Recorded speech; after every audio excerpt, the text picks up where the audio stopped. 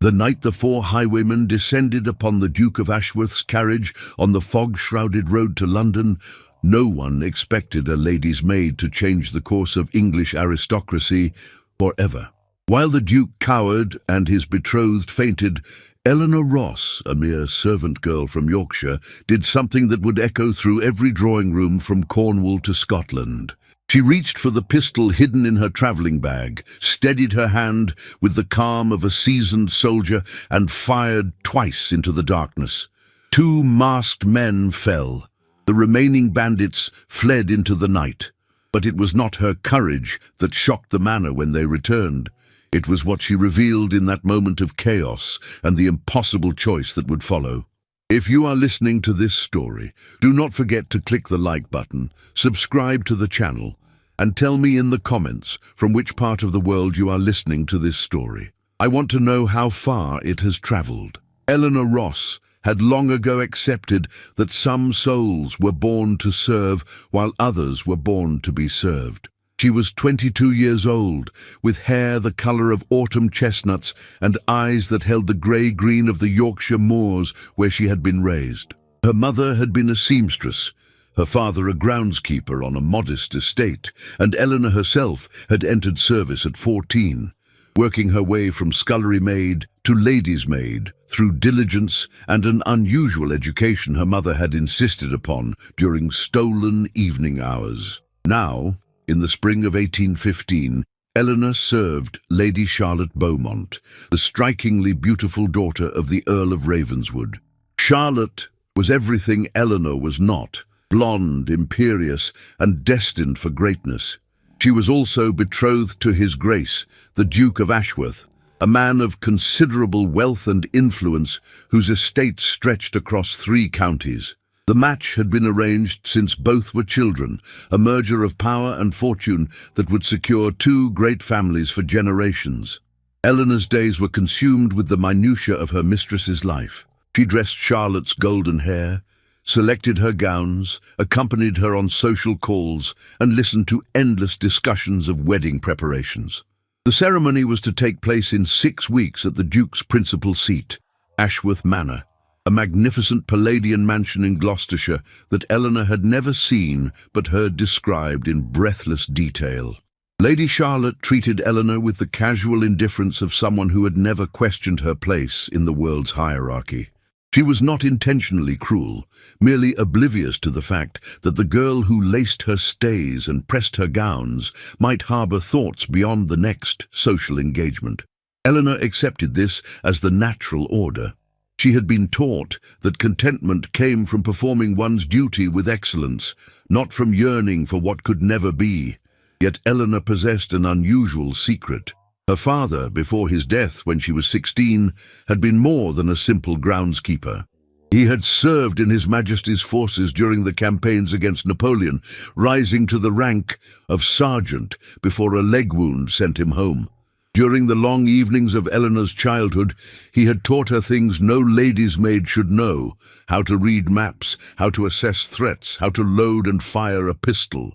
Her mother had protested, but her father had insisted with the quiet determination of a man who had seen the world's dangers. "The world is not safe for women without protection," he had told her, his weathered hands guiding her smaller ones on the pistol grip. "Knowledge is armor, Ellie.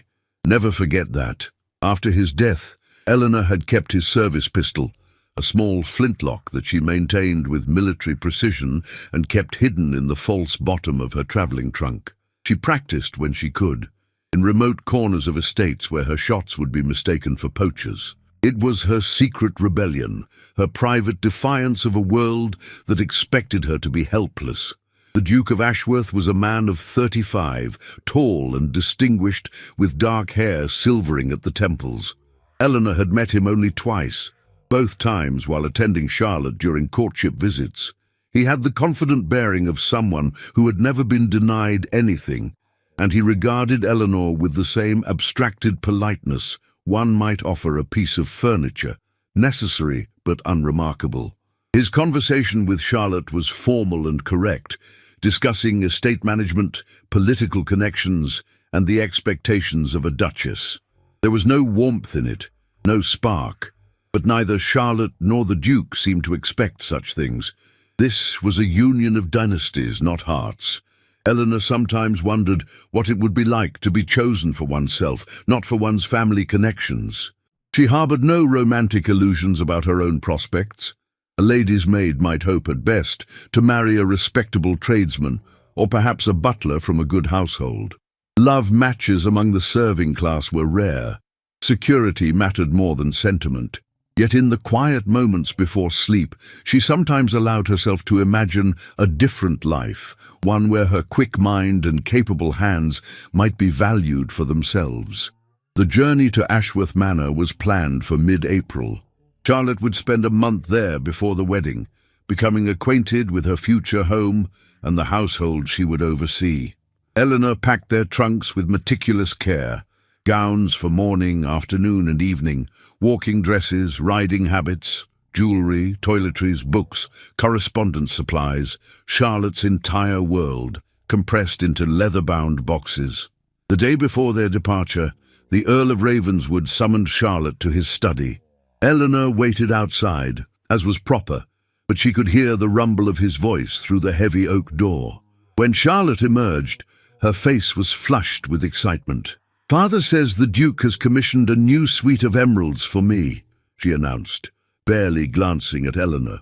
"They are to be presented on our wedding day, and the guest list now exceeds 300. Oh, Eleanor, do ensure my green silk is packed. I must look magnificent when we arrive." Eleanor curtsied. "Yes, my lady. Everything is prepared." That night, as Eleanor completed her final preparations, a strange unease settled over her. She could not name its source. Perhaps it was merely the natural anxiety of change, the knowledge that after the wedding her own life would shift as well. As Charlotte's Duchess, her mistress would require a larger staff, and Eleanor might find herself either promoted to head lady's maid, or if Charlotte chose someone with more fashionable credentials, quietly dismissed with a reference. She reached into her trunk and touched the hidden pistol, drawing comfort from its solid weight. Whatever came, she would face it with the resourcefulness her father had instilled in her. The world might see her as merely a maid, but Eleanor knew herself to be more. She was her father's daughter, and she was ready for whatever lay ahead on the road to Ashworth Manor. The morning of departure dawned grey and cool, with mist clinging to the ground. The carriages were loaded, the horses restless in their traces. The Duke had sent his own coach for Charlotte, a magnificent vehicle emblazoned with the Ashworth coat of arms. Eleanor would ride with Charlotte, while other servants followed in a second carriage with the luggage. It was a 2-day journey, with an overnight stop at a respectable coaching inn. As they departed London, Charlotte chattered about her future, barely pausing for breath. Eleanor listened with half her attention, watching the countryside roll past the window. They left the city behind, entering the greening fields and wooded lanes of the English countryside. The road to Gloucestershire wound through increasingly remote territory, and as afternoon faded toward evening, Eleanor felt that strange unease return. She touched the reticule at her side, feeling the reassuring weight of the pistol she had transferred there that morning. Something was coming. She could feel it in her bones, a soldier's instinct inherited from her father. The world was about to change, and Eleanor Ross, lady's maid, would be ready. The attack came as the spring twilight deepened into darkness. They were still an hour from the coaching inn, travelling along a narrow road flanked by dense woodland, when 4 mounted figures emerged from the trees like spectres conjured from the mist. The Duke's coachman tried to whip the horses into a gallop, but the highwaymen had chosen their ambush point with cruel precision, a bend in the road where speed meant overturning. "Stand and deliver!" The lead highwayman's voice was rough, his face concealed behind a black kerchief. His companions spread out, pistols gleaming in the fading light, blocking any escape. Inside the carriage, Lady Charlotte screamed and promptly fainted, collapsing against the velvet cushions in a swirl of muslin skirts.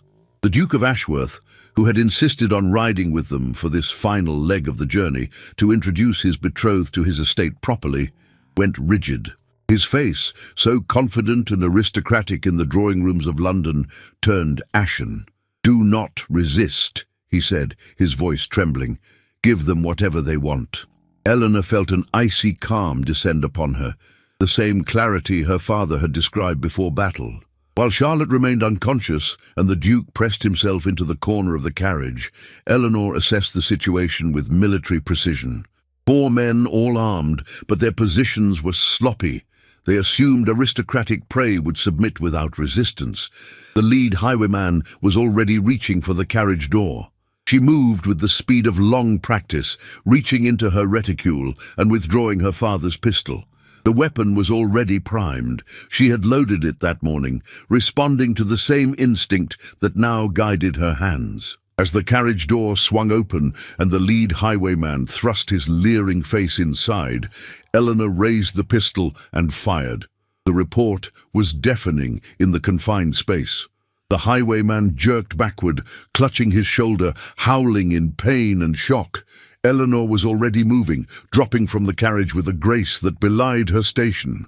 In the chaos of the moment, with gun smoke hanging in the air and the horses screaming in terror, she grabbed the fallen highwayman's pistol from where it had dropped. A second highwayman, younger and less experienced than the others, spurred his horse toward her. Eleanor raised the stolen pistol with both hands, sighted along the barrel as her father had taught her, and squeezed the trigger. The shot took the man in the chest. He tumbled from his horse, hitting the ground with a sickening thud and lying still. The remaining 2 highwaymen stared in disbelief. A lady's maid, for Eleanor's simple dress and cap marked her status clearly, had just shot 2 of their company with the calm efficiency of a trained soldier. For a frozen moment, the world seemed to pause. Then one of them found his voice. "Bloody hell, she's killed Thomas!"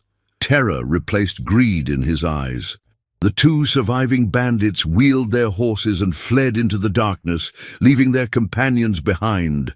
The one Eleanor had shot in the shoulder was already staggering to his feet, clutching his wound and running into the woods with desperate fear, lending him speed. Silence fell, broken only by the nervous stamping of the carriage horses and Charlotte's moaning as she began to regain consciousness. Eleanor stood in the road, a smoking pistol in each hand, her heart hammering but her hands steady. The body of the dead highwayman lay sprawled in the dirt, and Eleanor felt a wave of sickness that she forced down through sheer will. The coachman climbed down from his perch, his face pale with shock. "Miss Ross, you—" The Duke emerged from the carriage, his movements jerky and uncoordinated. He stared at Eleanor as if seeing her for the first time, his expression cycling through shock, confusion, and something that might have been shame. Then his gaze fell on the dead highwayman, and his face went green. "You killed him," he whispered. "You, a woman, killed a man."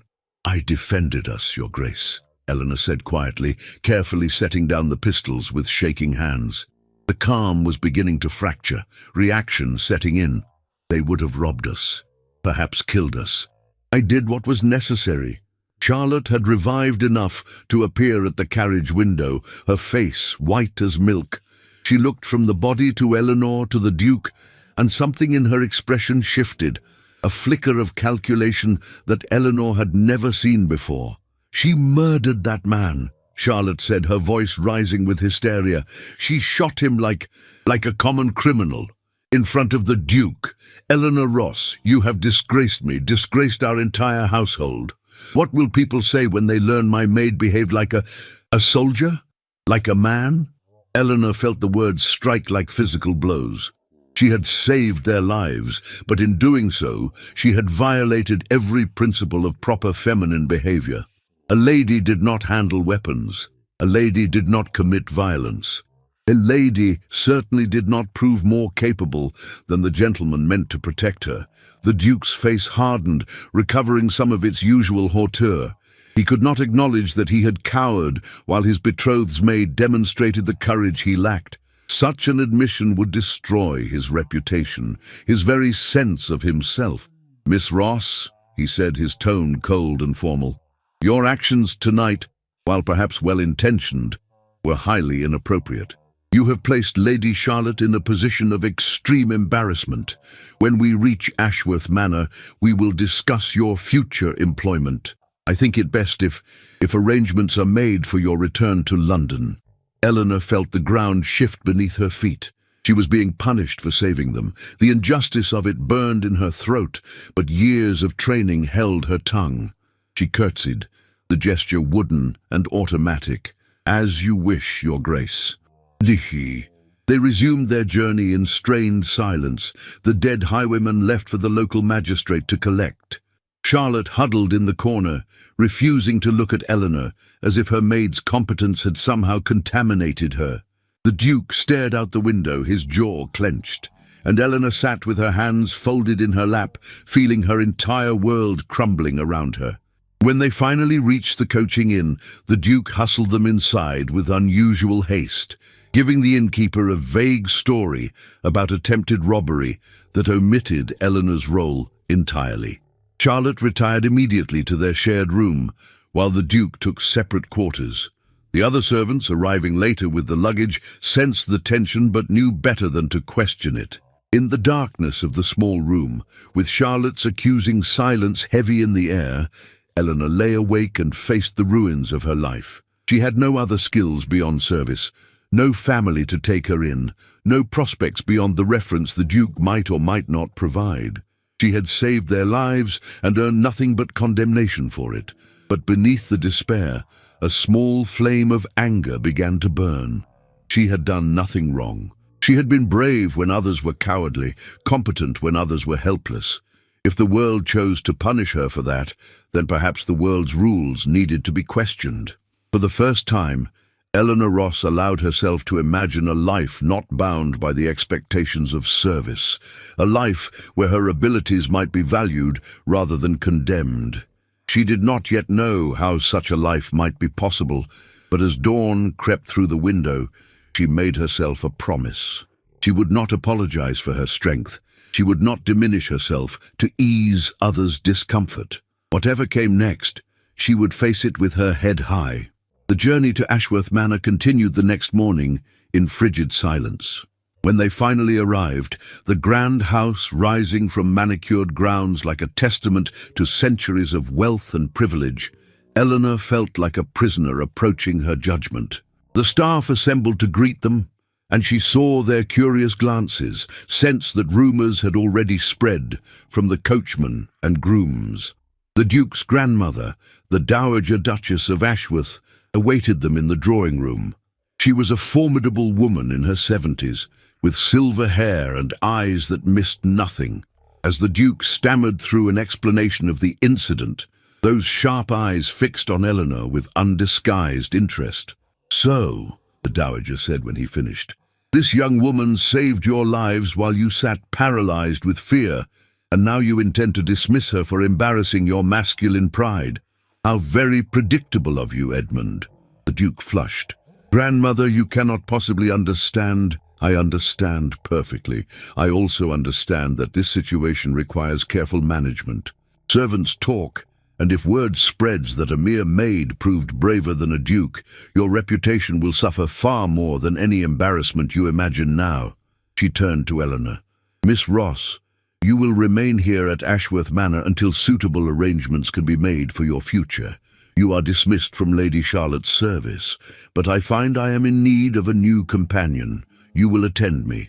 It was not a rescue. It was a postponement of execution. But Eleanor accepted it with a curtsy, grateful for even this temporary reprieve. As she left the drawing room, she heard Charlotte's triumphant whisper to the Duke, "You see? Even your grandmother agrees she must go. By the time we wed, this whole sordid affair will be forgotten."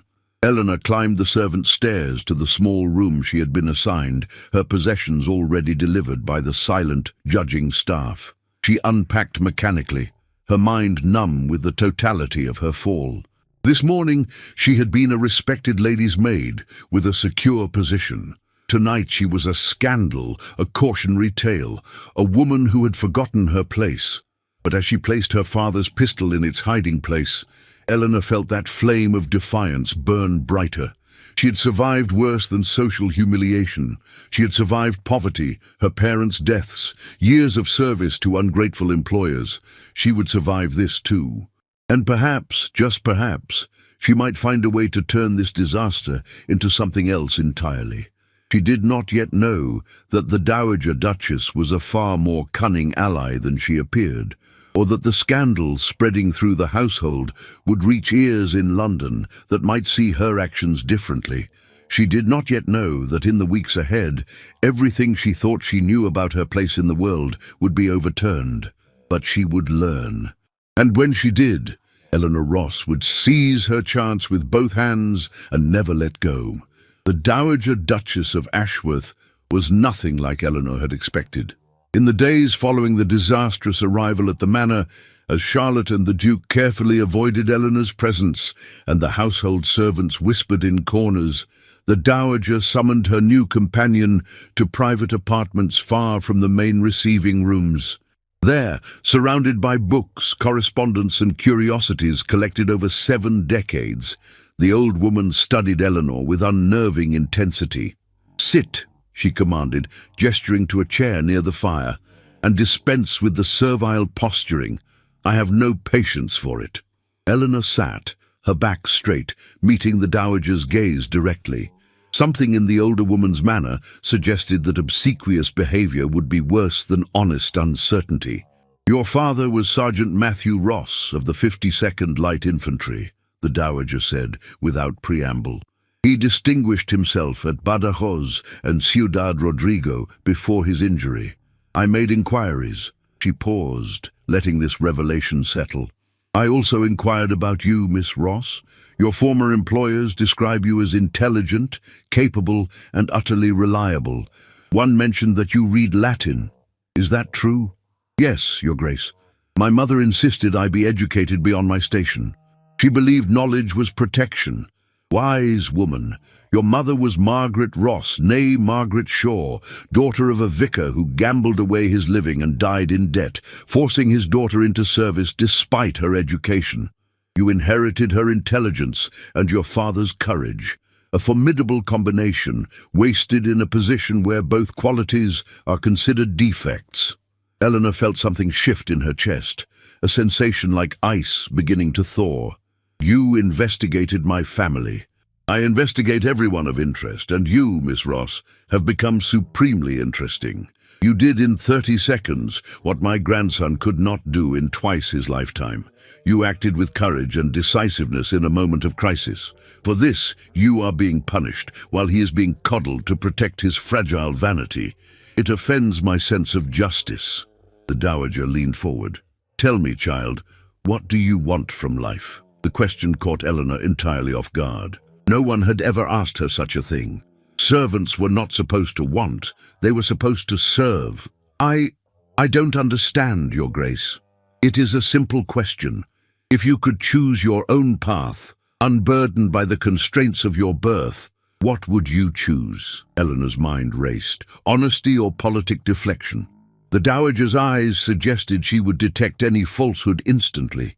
Eleanor took a breath and spoke the truth she had barely admitted to herself. "I would choose to be useful in some way, beyond dressing hair and selecting gowns. I would choose to use my mind to solve problems, to matter." A reasonable ambition. The Dowager settled back in her chair, a small smile playing at her lips. "As it happens, I have a proposition. I have extensive business interests, investments, properties, charitable foundations that require management. My previous secretary recently retired, and my grandson is too focused on his own affairs to assist me properly. I need someone intelligent, discreet, and capable of learning quickly. Someone who can read contracts, manage correspondence, and occasionally intimidate tenants who believe an old woman can be cheated. The position would be unconventional. Part companion, part secretary, entirely outside the normal hierarchy of service. You would live here in these apartments with your own room and independence. You would take meals with me, accompany me on my rounds, and essentially become my right hand. In return, you would receive a salary triple what you earned as a lady's maid, and you would learn skills that might eventually open doors to a different sort of future. Eleanor stared at her, scarcely believing what she was hearing. Why would you offer this to me? Because I am old, practical, and tired of watching capable women destroy themselves trying to fit into roles that diminish them. Also because it will absolutely infuriate my grandson and his insipid betrothed, which at my age is excellent entertainment. The dowager's eyes glinted with mischief. Do you accept? Yes. The word came without hesitation, propelled by a hope Eleanor had not allowed herself to feel in years. Yes, Your Grace. I accept. Excellent. We begin tomorrow morning at 6. I suggest you sleep well. I am a demanding employer. The transformation of Eleanor's circumstances happened with dizzying speed. She moved from the servants' quarters to a comfortable room adjacent to the dowager's apartments, with a real bed, a writing desk, and windows overlooking the gardens. The household staff, confused by this unprecedented elevation, did not know how to treat her. Too high for a servant, too low for gentry. Eleanor occupied a liminal space that made her both invisible and conspicuous. The dowager was indeed a demanding employer. Eleanor rose at dawn to review correspondence from estate managers, solicitors, and business partners across England. She learned to decipher legal documents, calculate investment returns, and compose letters that conveyed authority without arrogance. The dowager taught with sharp efficiency, correcting errors immediately but praising progress generously. For the first time in her life, Eleanor felt her mind fully engaged, stretched and challenged in ways that made her pulse race with excitement rather than anxiety. They travelled together around the estate, the dowager in her carriage with Eleanor beside her, visiting tenant farms and estate buildings.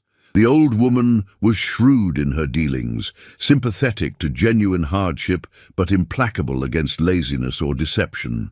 Eleanor watched and learned, understanding for the first time the complex machinery that kept a great estate functioning. Power, the dowager told her one afternoon as they reviewed account books, is not about shouting or demanding. It is about information, preparation, and the willingness to make difficult decisions. My grandson inherited wealth and title, but he has no understanding of how to manage them. He relies on stewards and solicitors who may or may not have his interests at heart. I, on the other hand, know every acre, every tenant, every investment. That is why, despite my age and sex, I wield more influence than he does. 3 weeks into Eleanor's new position, the dowager announced they would attend a lecture in Cheltenham. A visiting scholar from Oxford was speaking on agricultural improvements, and the dowager had investments in several experimental farming ventures she wished to evaluate. The lecture hall was filled with progressive landowners, merchants, and a surprising number of women, widows and spinsters who managed their own properties and finances.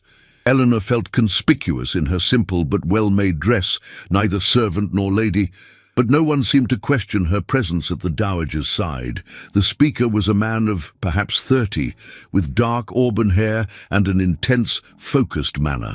He spoke with passion about crop rotation, drainage systems, and scientific approaches to livestock breeding. His name was Dr. Geoffrey Hartwell, and he had studied both medicine and natural philosophy before dedicating himself to practical applications of scientific knowledge. After the lecture, the dowager approached him, Eleanor trailing behind. Dr. Hartwell, I am the Dowager Duchess of Ashworth, and I have land that might benefit from your methods. I would like to discuss a consultation. Geoffrey Hartwell bowed politely, but his eyes went to Eleanor with unconcealed curiosity. I would be honored, Your Grace. Might I ask if this is your granddaughter? My secretary and companion, Miss Eleanor Ross. She manages my business affairs and will be handling the details of any arrangement we make. Eleanor saw surprise flicker across his face, followed by genuine interest rather than condescension. Miss Ross, a pleasure.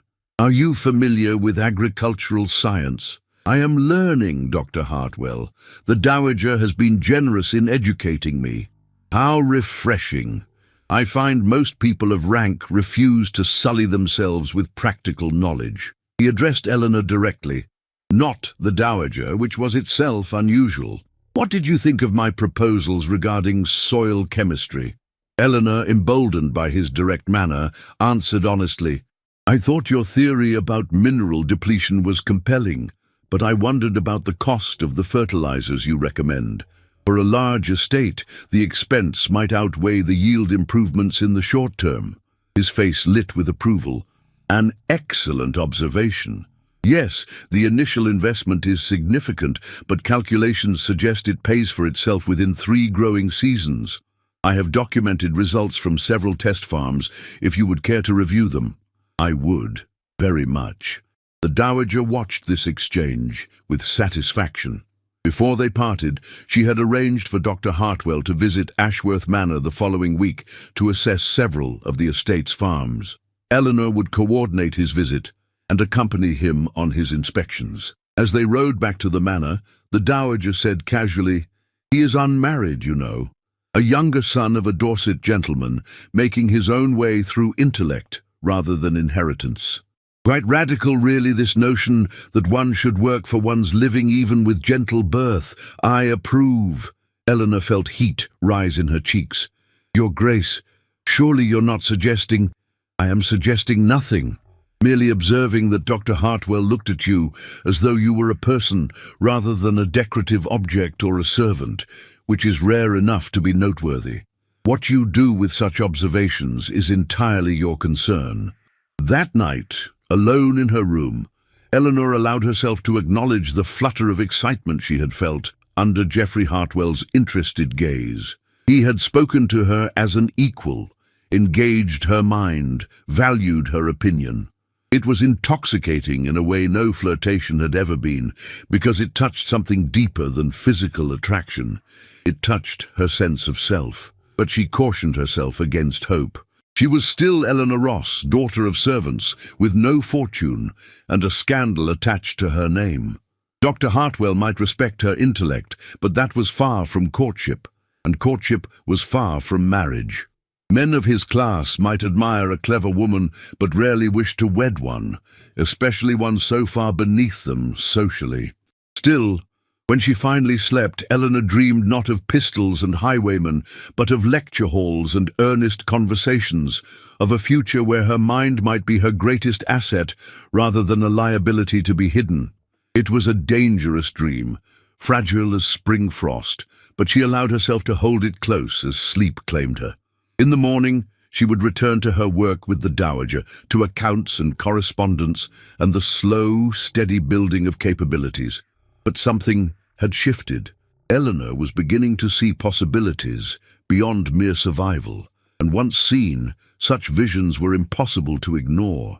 Dr. Geoffrey Hartwell arrived at Ashworth Manor on a bright morning in early May, bringing with him portfolios of research, soil samples in labelled jars, and an infectious enthusiasm for agricultural reform.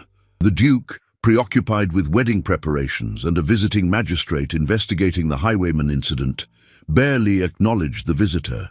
Charlotte, now in full command of the household's public spaces as the soon-to-be Duchess, was pointedly scandalized that Eleanor would be spending time essentially unchaperoned with a gentleman, even for business purposes.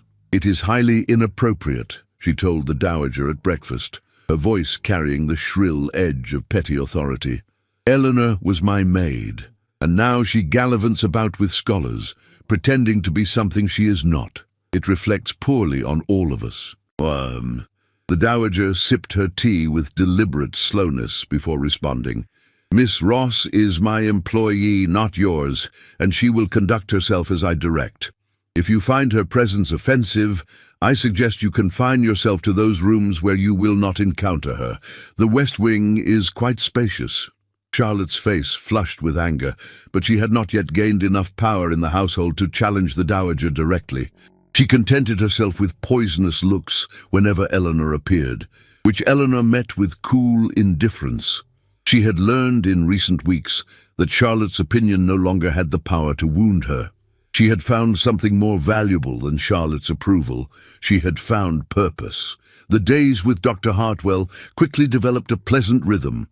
They would set out each morning with a picnic prepared by the kitchen staff, visit 2 or 3 farms, examine fields and livestock, and discuss improvements, while Eleanor took meticulous notes. Geoffrey, as he insisted she call him when they were away from the manor, treated her as a genuine collaborator. He explained scientific principles, asked her observations, and genuinely seemed to value her quick mind and practical questions. "You have a gift for this," he told her one afternoon, as they stood in a wheat field, golden green stalks whispering around them. "Most people cannot bridge the gap between theory and application, but you see immediately how abstract principles translate to practical reality. It is a rare skill." Eleanor felt warmth bloom in her chest. "I think it comes from years of solving problems with limited resources. In service, you learn to make do, to improvise, to see solutions that are not immediately obvious. Then your years in service, difficult as they were, gave you an education most scholars never receive. Experience is often the best teacher." He paused, his gaze suddenly serious. "May I ask you something personal, Eleanor?" She nodded, her heart quickening. "The servants tell a story about you and 4 highwaymen. I gather there is some connection to your current situation here. I sense it is a difficult subject, and if you prefer not to speak of it, I will respect that. But I confess, I am curious about the woman who could inspire such dramatic rumors." Eleanor took a breath and told him the truth. The attack, her response, the humiliation that followed. She spoke plainly, without embellishment or self-pity, simply laying out the facts. When she finished, Geoffrey was quiet for a long moment, his expression unreadable. Then he smiled, not with amusement, but with what looked like admiration. "So you saved their lives and were punished for it.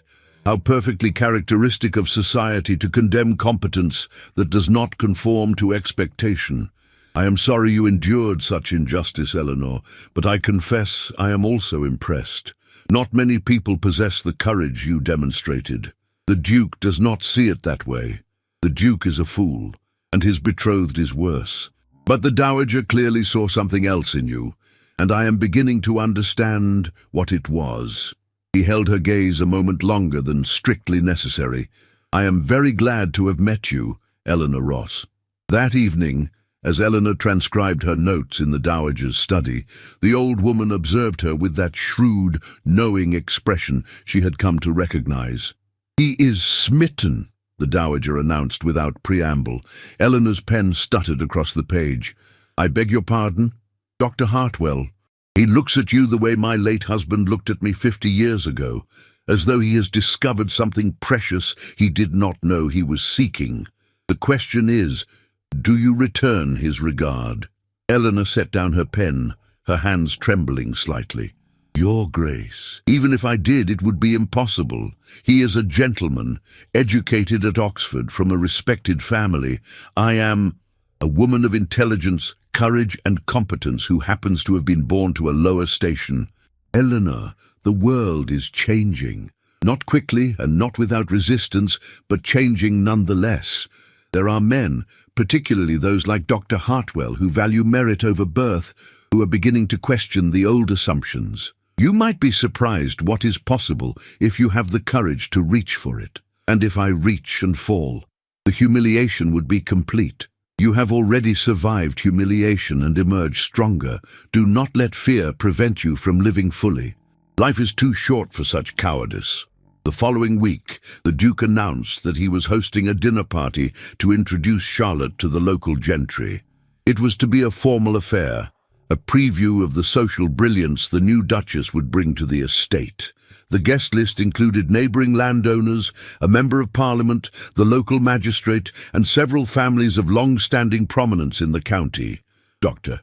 Hartwell, whose consultations at Ashworth had impressed the Dowager sufficiently that she was considering funding one of his research initiatives, received an invitation.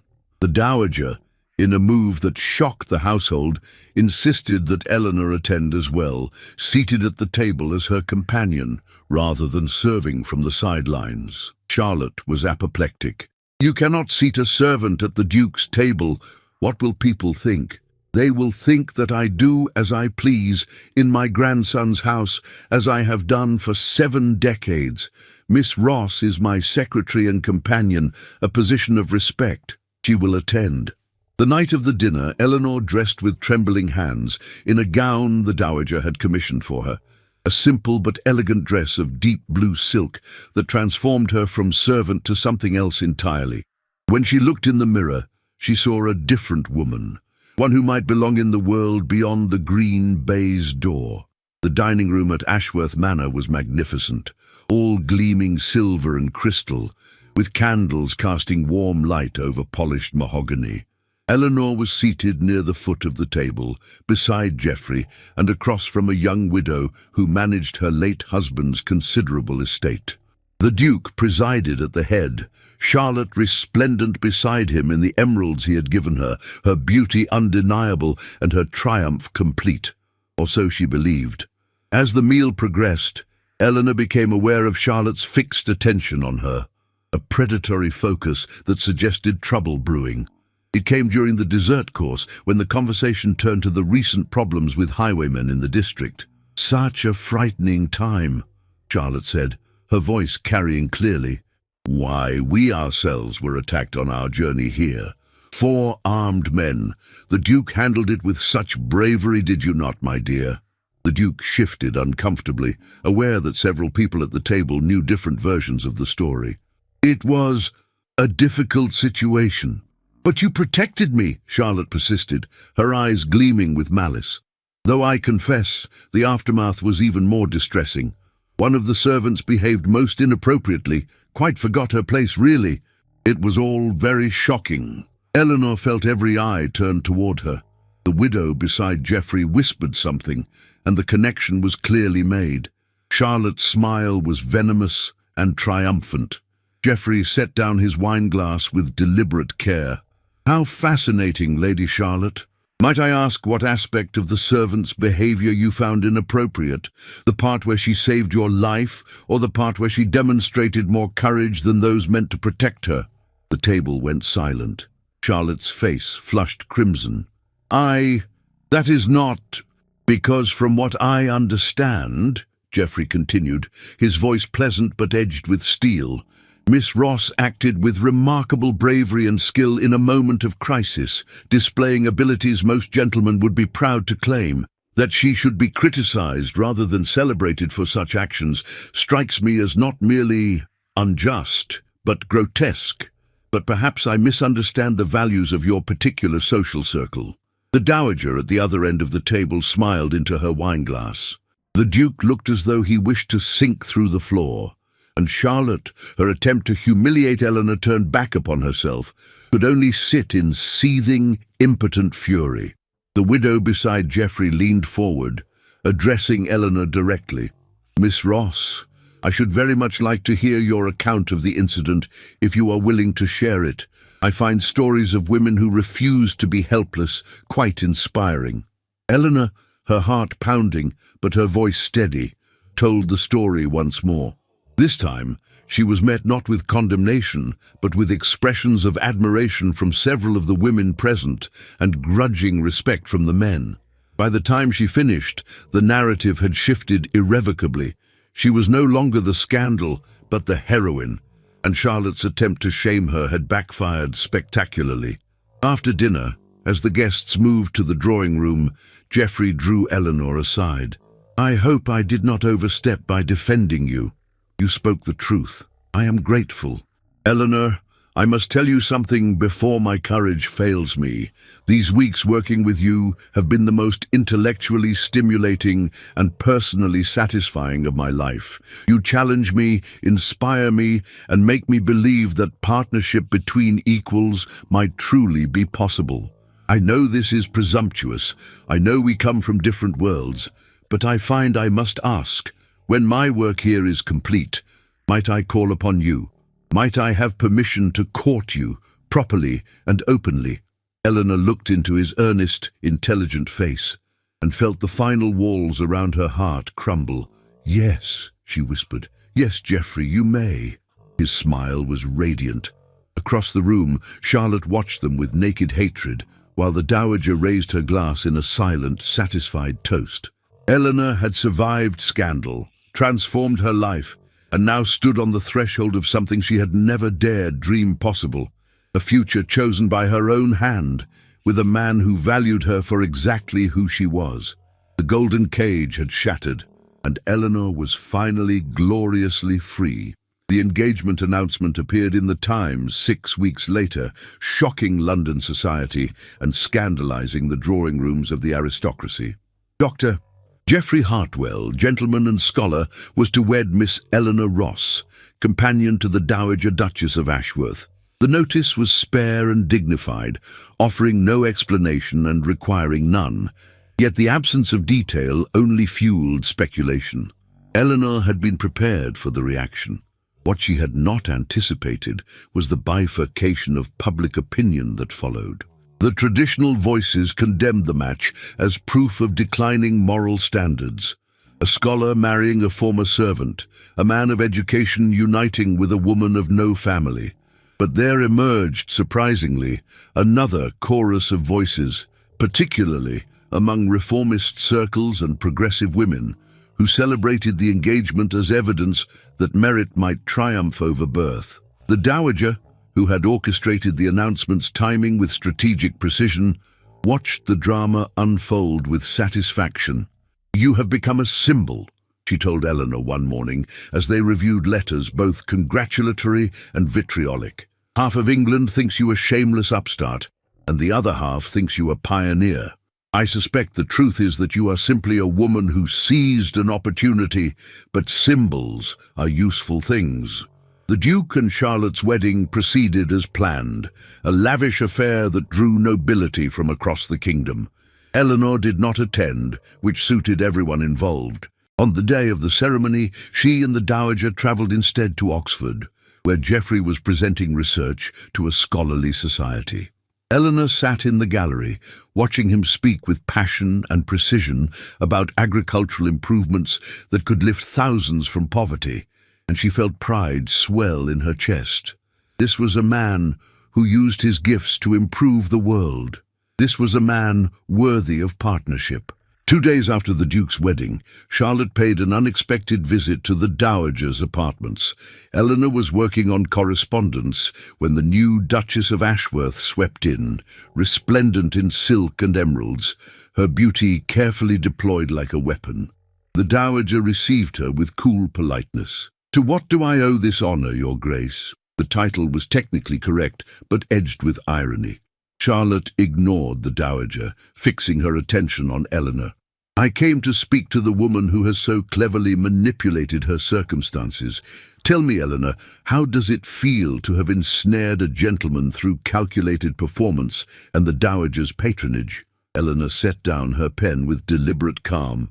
"I have manipulated nothing, Charlotte. I have simply lived as myself, used the abilities I possess, and accepted opportunities offered to me. If that threatens you, the problem lies not with my actions but with your own insecurities." Charlotte's composure cracked. "You were my maid. You dressed my hair. You carried my belongings. You existed to serve me. And now you sit there in fine clothing, speaking to me as though we were equals, planning to marry a gentleman while I—" She stopped, breathing hard. "While you what?" Eleanor asked quietly. "You have everything you wanted. A duke for a husband, a grand title, wealth, position. What exactly do you envy in my circumstances?" "You will be loved," Charlotte whispered, and for the first time, Eleanor heard something real in her voice, something beneath the venom and the performance. "He looks at you as though you are the sun and moon. He speaks to you as though your thoughts matter. The Duke speaks to me as though I am a particularly valuable ornament, beautiful, necessary for display, but ultimately decorative. You who were nothing will have what I, who am everything, can never possess." The moment hung suspended between them, raw and painful. Eleanor felt an unexpected pang of sympathy. Charlotte had won the prize society offered to beautiful women of rank, only to discover it was a gilded cage as restrictive as any servant's attic room. "I am sorry," Eleanor said, and meant it. "But the solution is not to diminish me. It is to demand more for yourself. You speak as though that were possible. I'm a duchess now. My role is fixed. Your role is what you make it. The dowager wields more power than most men I have met, and she does so from within the structures that supposedly constrain her. If you spent less energy trying to hurt those you perceive as beneath you and more energy cultivating your own capabilities, you might find your cage has more room than you imagine." Charlotte stared at her for a long moment, emotions warring across her beautiful face. Then, without another word, she turned and left, her silk skirts whispering against the floor. The dowager, who had observed this exchange in silence, nodded approvingly. "Well done. You offered her truth when cruelty would have been easier. That is the mark of genuine strength." The weeks before Eleanor's wedding passed in a blur of preparation.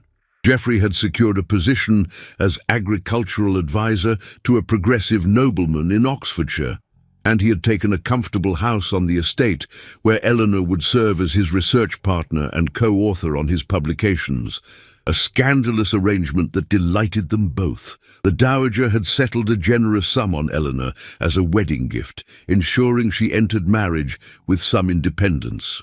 On her final evening at Ashworth Manor, Eleanor walked through the gardens as twilight deepened into night. She thought about the woman who had arrived here 2 months ago, frightened, humiliated, her future destroyed by the very act that saved lives. That woman seemed distant now, almost a stranger. In her place stood someone Eleanor was still learning to recognize, someone capable, valued, and on the verge of a life she had chosen. She heard footsteps on the gravel path and turned to find the Duke approaching. He looked older than his years, the weight of his title and marriage already settling on his shoulders. They had barely spoken since the infamous dinner party. "Miss Ross," he said awkwardly, Before you leave, I wanted to apologize." Eleanor studied him, this man who had cowered while she fought, who had punished her for his own shame. She felt no anger, only a weary sadness for the life he might have lived if he had possessed even a fraction of the dowager's wisdom. "For what, specifically, Your Grace?" "For my cowardice, both during the attack and after it. You saved my life and Charlotte's, and I repaid you with condemnation because I could not bear the truth of my own inadequacy. It was unforgivable, and yet I find I do forgive you. Not because you deserve it, but because carrying anger would poison the happiness I have found. You taught me what I did not want to be, powerless, limited by others' expectations, afraid to claim my own worth. In that sense, you gave me a gift, though you did not intend it." He nodded slowly. "You are far more generous than I deserve. I hope your marriage is happy, Miss Ross. I hope Dr. Hartwell knows how fortunate he is." "He does. And I hope you find some measure of contentment in your own life, Your Grace. Despite everything, I wish you well." They parted then, and Eleanor knew she would likely never speak to him again.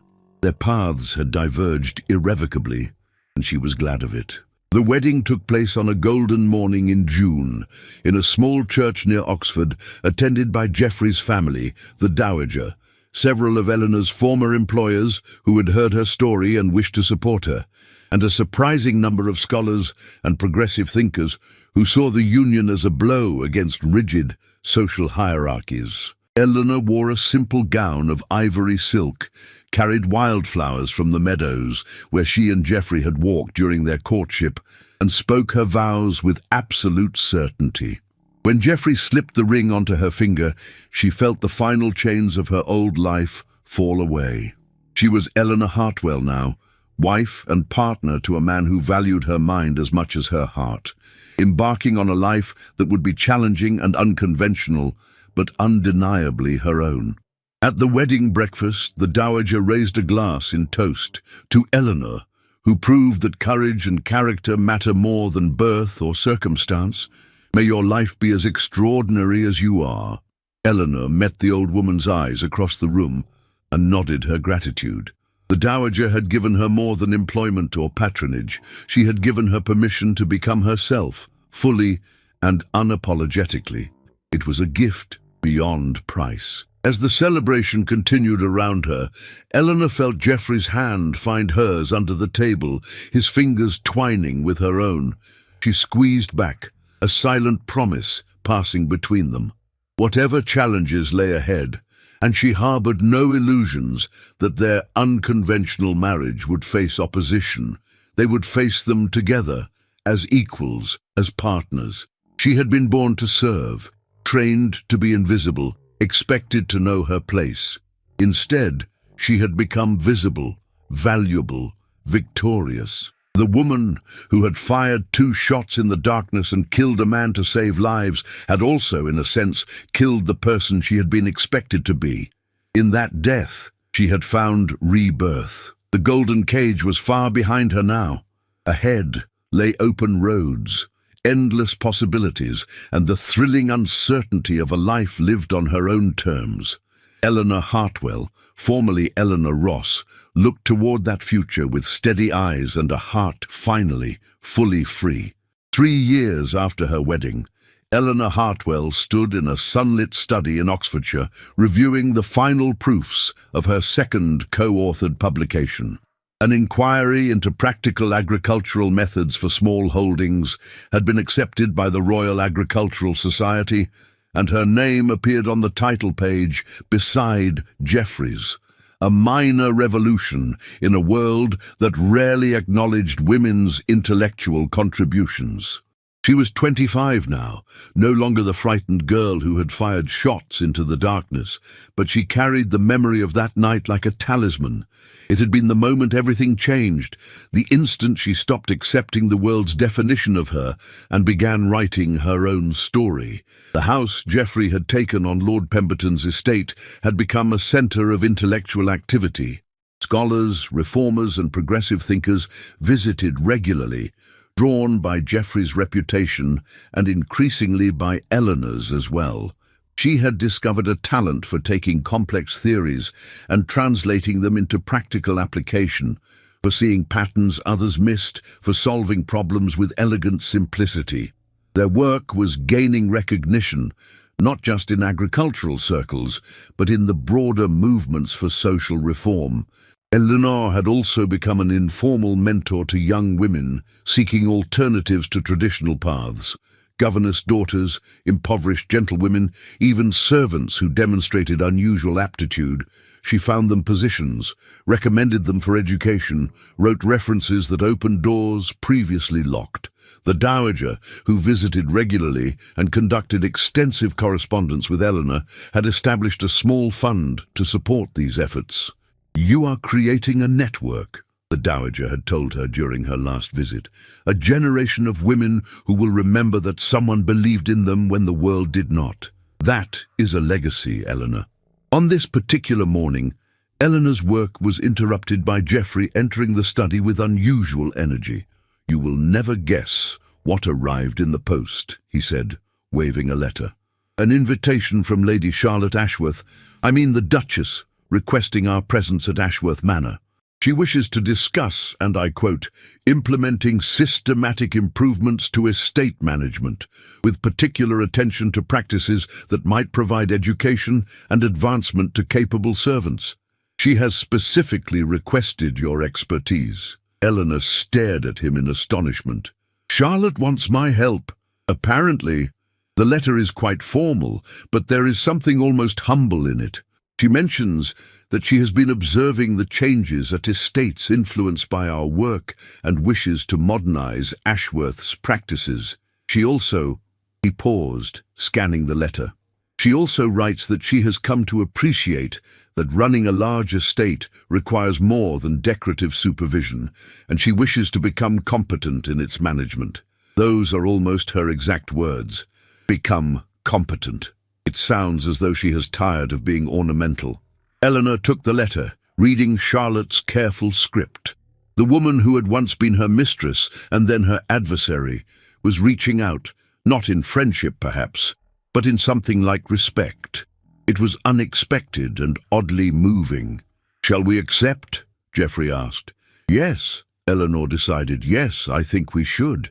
They travelled to Ashworth Manor in September, when the estate was at its most beautiful, gardens lush and fields golden with harvest.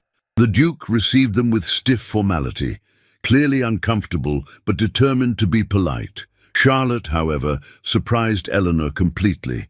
She was still beautiful, but there was something different in her bearing, less performance, more substance.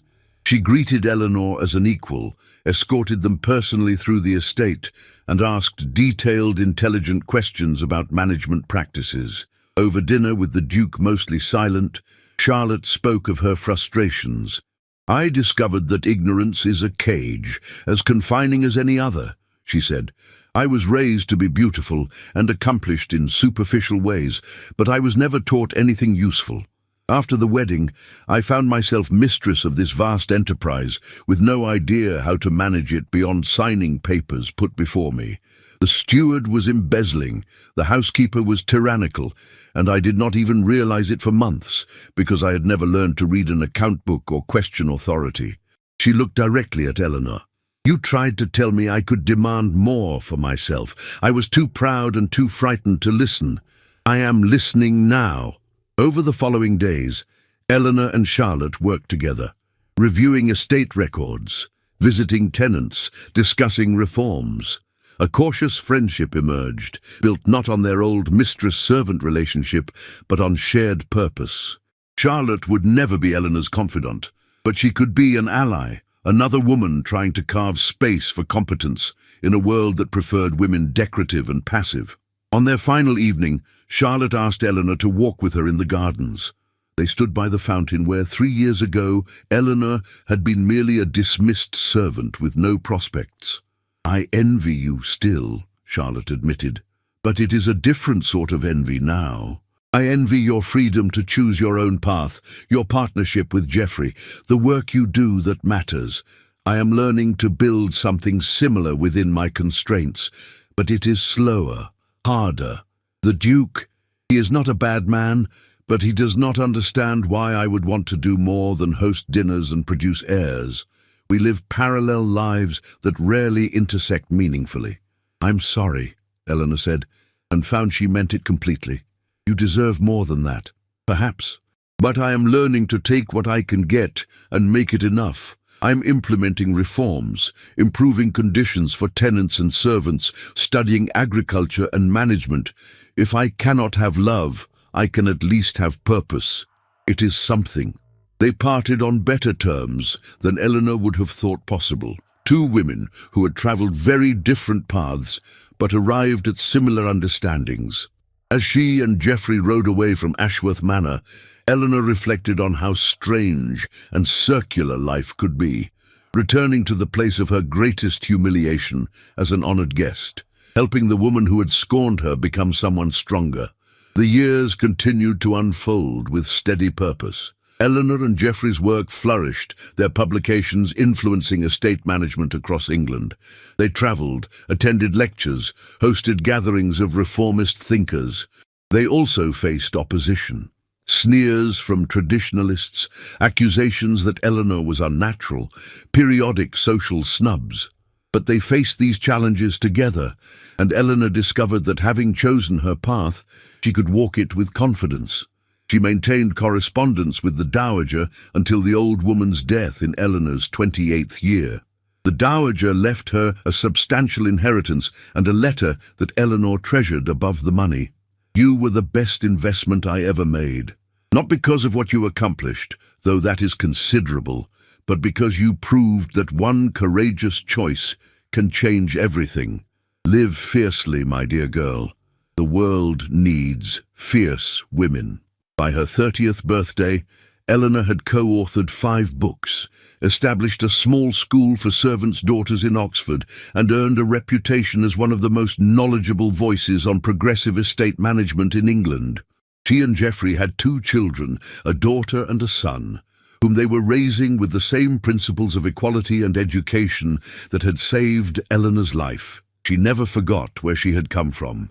In quiet moments, she would take out her father's pistol, carefully maintained but never fired again, and remember the night that changed everything.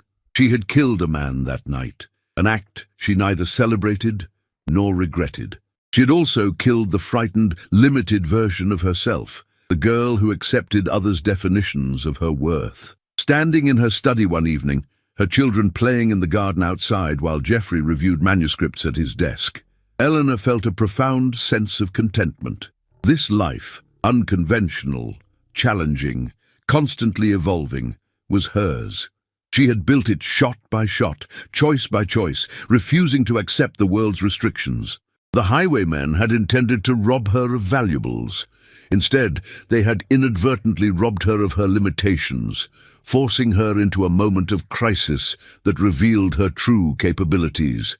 From that revelation had come everything else: the dowager's patronage, Geoffrey's love, the work that gave her purpose, the children who would grow up knowing their mother as powerful and competent.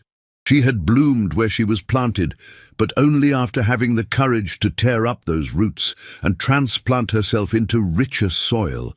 It had required bravery, determination, and the willingness to endure scorn and opposition.